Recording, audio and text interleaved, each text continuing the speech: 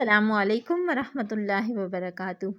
امید کرتی ہوں سب پیاری بہنیں ایمان، صحت اور تقوی کی بہترین حالتوں میں ہوں گی، الحمدللہ۔ تو چلیے اللہ کے بابرکت نام سے اپنے لیسن کا آغاز کرتے ہیں۔ اعوذ باللہ من الشیطان الرجیم، بسم اللہ الرحمن الرحیم، ربی اشرح لی صدری ویسر لی امری واحلل عقدۃ من لسانی یفقہوا قولی۔ آج کا ہمارا ٹاپک ہے مخارج کا بیان۔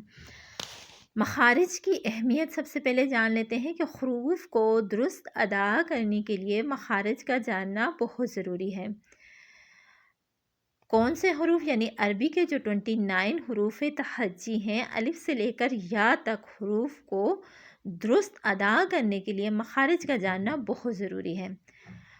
اب مخارج کس کو کہتے ہیں؟ مخارج مخرج کی جمع ہوتی ہے۔ اور مخرج کس کو کہتے ہیں؟ مخرج کے لغوی معنی ہے نکلنے کی جگہ، یعنی جو حرف کے ادا کرنے کی جگہ ہوتی ہے، حرف کے جو نکلنے کی جگہ ہوتی ہے، اس کو مخرج کہتے ہیں۔ جیسے ہم حرف با ادا کرتے ہیں تو دونوں ہونٹوں کے گیلے حصے آپس میں ملا کر با ادا کرتے ہیں، تو یہ جو دونوں ہونٹوں کے گیلے حصے ہیں یہ با کا مخرج ہے، یعنی با کے نکلنے کی جگہ، اس کو با کا مخرج کہتے ہیں۔ مخرج کے اصطلاحی معنی: اصطلاح تجوید میں منہ کا وہ حصہ جہاں سے حروف ادا ہوتے ہیں اسے مخرج کہتے ہیں، یعنی منہ کے جن حصوں سے حروف ادا ہوتے ہیں اسے مخرج کہتے ہیں۔ عربی کے کل 29 حروف ہیں اور ان کے 17 مخرج ہیں، یعنی عربی کے جو کل 29 حروف ہیں ان کے جو نکلنے کی جگہ ہے وہ 17 ہیں۔ اب مخارج کی اقسام دیکھ لیتے ہیں۔ مخارج کی بنیادی طور پر مخارج کی دو قسمیں ہیں، مخارج محققہ اور مخارج مقدرہ۔ مخارج محققہ کی تعریف: جو مخارج خلق، لسان اور شفتین میں ہو انہیں مخارج محققہ کہتے ہیں۔ اب اس میں 3 ورڈز ہیں: خلق، لسان اور شفتین۔ خلق کہتے ہیں گلے کو، لسان کہتے ہیں زبان کو، شفتین کہتے ہیں ہونٹوں کو۔ جو مخارج خلق، لسان اور شفتین میں ہو انہیں مخارج محققہ کہتے ہیں۔ مخارج مقدرہ کی تعریف: کہ وہ مخارج جن کا تعلق خلق، لسان اور شفتین سے نہ ہو، یعنی جن کا تعلق گلے اور لسان یعنی زبان سے نہ ہو، شفتین یعنی ہونٹوں سے نہ ہو۔ جیسے جوف دہن، جوف دہن کہتے ہیں منہ کے خالی حصے کو، اور خشوم، خشوم کہتے ہیں ناک کے بانسے کو۔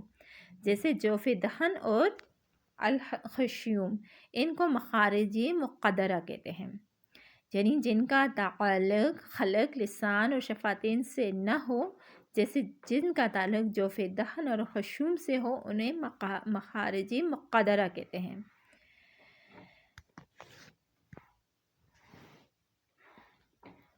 اور ان سب کو یعنی خلق، لسان، شفتین، جوف دہن اور خشوم کو اصول مخارج کہتے ہیں، یعنی اصول مخارج جو ہیں وہ 5 ہیں: خلق، لسان، شفتین، جوف دہن اور خشوم۔ اصول مخارج کا نقشہ یہ آپ نے ذہن میں رکھنا ہے، اس سے آپ کو بہت آسانی ہوگی آگے کلاسز میں۔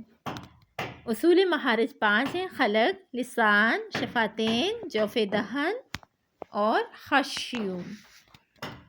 اب خلق کہتے ہیں گلے کو، اور یہاں سے کتنے حروف ادا ہوتے ہیں؟ یہاں سے 6 حروف ادا ہوتے ہیں، اور 6 حروف کے نکلنے کی جو جگہ ہے، 6 حروف کے جو مخرج ہیں وہ 3 ہیں۔ اب لسان سے 18 حروف ادا ہوتے ہیں، اور 18 حروف کے جو نکلنے کی جگہ ہے یعنی 18 حروف کا جو مخرج ہے وہ 10 ہے۔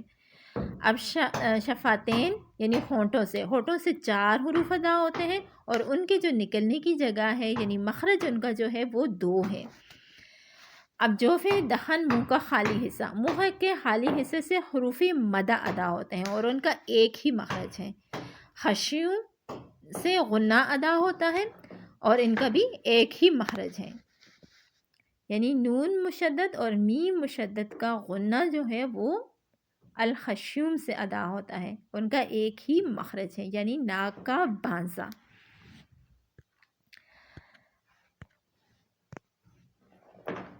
نیکسٹ کلاسز میں انشاءاللہ تعالی ہم یہ تھوڑا تھوڑا کر کے جب ہم حرف ادا کریں گے، ہمیں مخرج کا صحیح سے پتہ چل جائے گا کہ کون سا حرف کہاں سے ادا ہوتا ہے اور کون سے حرف کا کون سا مخرج ہے، تو ہم پریکٹس بھی کریں گے ساتھ ساتھ، تو انشاءاللہ تعالی آپ کو بہت اچھے سے آسانی سے سمجھ آ جائے گی۔ امید کرتی ہوں آپ کو اچھے سے اس لیسن کی بھی سمجھ آ گئی ہوگی۔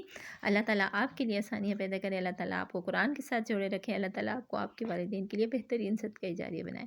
دعاؤں میں یاد رکھیے گا۔ السلام علیکم ورحمۃ اللہ وبرکاتہ۔